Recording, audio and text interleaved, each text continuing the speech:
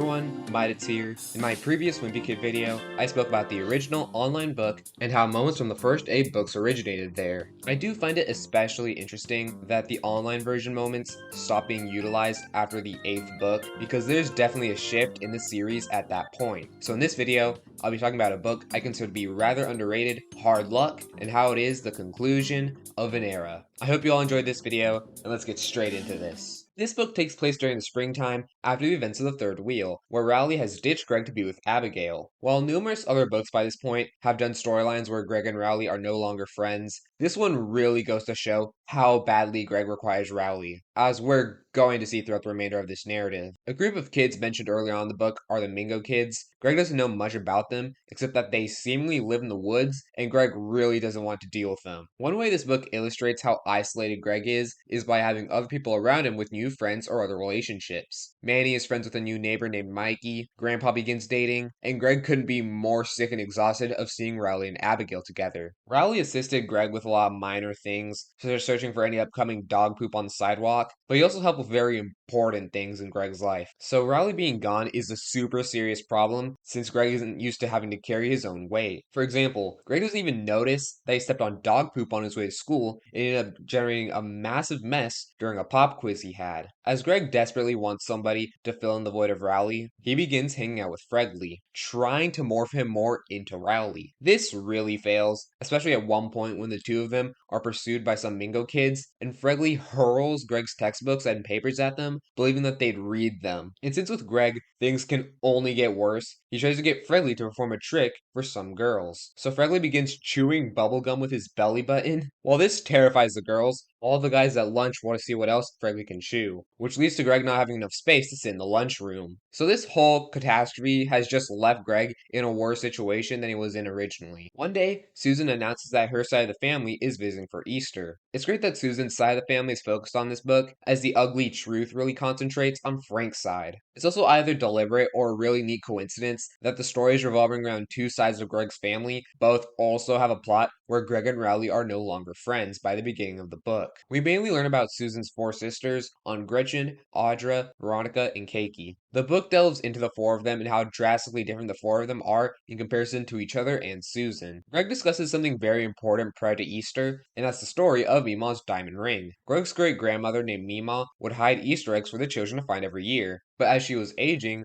more bizarre items started appearing in the eggs. Mima passed away the year prior, and Susan realized that Mima wasn't wearing her wedding ring. This incited a massive panic in the family, as it was an heirloom worth a lot of money. The family tried to locate it, but they then started to turn on each other, believing that someone had stolen it. And it turned into a huge mess where essentially every adult, with the exception of Frank and Susan, arguing that the ring belonged to them. So Greg is super worried that things are going to continue from the final time the family was together, but luckily the family appears to be on good terms. While at Easter, Greg reveals a bit more about some of the members of Susan's side of the family, but doesn't last long, as the family still undoubtedly cares about the ring. While examining the family photo albums, they notice 2 photographs. One is where Mima is preparing the Easter eggs, and a picture shortly afterward showing her preparing with applesauce, and she isn't wearing a ring. So this leads to the family running around the house searching for the ring in the eggs, and while Susan attempts to get the family back together, it's no use. While in Roderick's room, Greg discovers a magic 8-ball, and when it starts delivering him responses that he likes, Greg begins to carry it around frequently. While the magic 8-ball does often mess Greg up, with the moments where it does come through, Greg views it as a net positive rather than a negative. For example, Greg decides to go into Susan's closet instead of going outside, and he uncovers a ton of books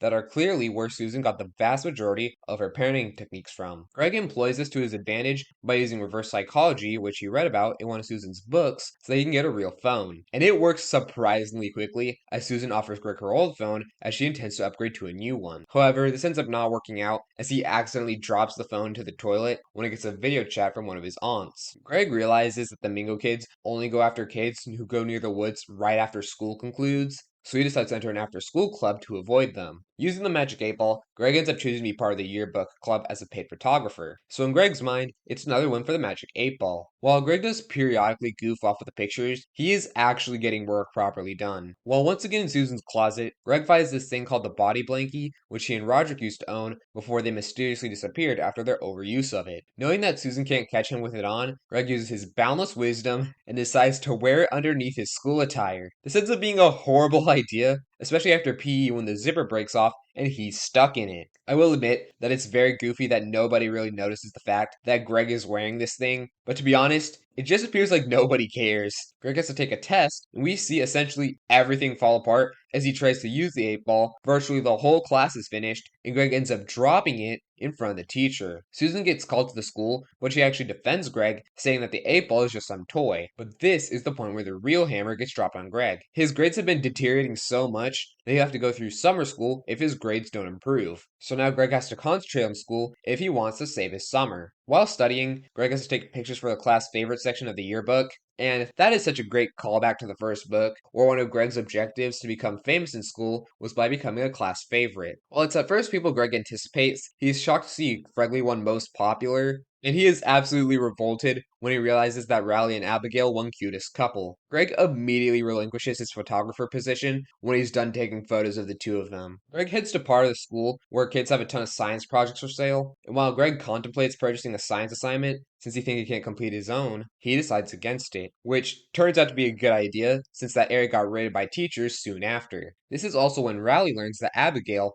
was only dating him to make her previous boyfriend envious, so she dumped Riley and got back with her old boyfriend without even saying anything. Greg, by some miracle, is able to finish his project, but Susan then notifies him that the report was supposed to be typed. Greg freaks out and intends to do it early the next morning, but he wakes up late. Luckily, Susan typed up that whole thing for him, meaning that Greg is going to pass that science project. Greg is pondering what to do with Riley, so he goes back to the magic 8 ball, which he tossed over Grandma's fence after the whole school fiasco. While it was broken, Greg hoped that he could get something else from it, and something he would most certainly get. Greg finds Meemaw's diamond ring, and he quickly realizes he could get a ton of cash by selling it. But Greg understands that, no matter how much money it may be worth, it's not worth breaking up his family. So Greg conceals it in Susan's closet, where it will be hidden for at least a good long while. Greg determines that, while the 8 ball could manage smaller issues, Greg is the one who needs to solve the larger concerns in his life. So Greg sits next to Riley at lunch, and they immediately get back to how they used to be. While Greg knows they'll go into fights again, especially after Riley sees what Greg did in the yearbook, he knows that for now, things are good. I love this book. While it does an outstanding job of concluding the story that commenced in the third wheel, it is way more than just that.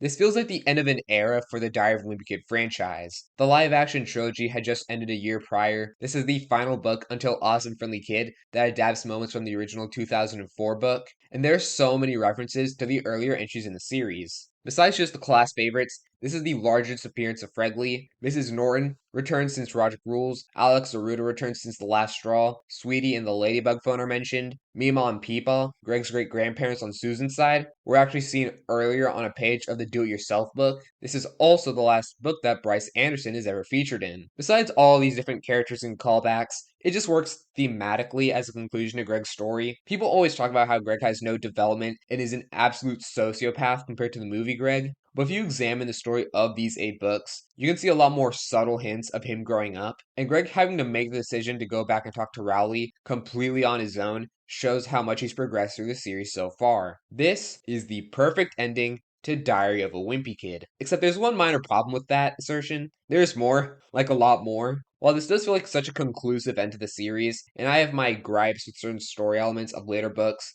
I am glad that this series has kept going, because this is still such a fun and witty series with great writing, and I'm glad that more people are going to be able to experience it for the foreseeable future. That's going to be it for today's video. I hope you all enjoyed. If you did, check out some of my other content, and who knows, maybe subscribe. I'll be seeing you all in the next one. Take care.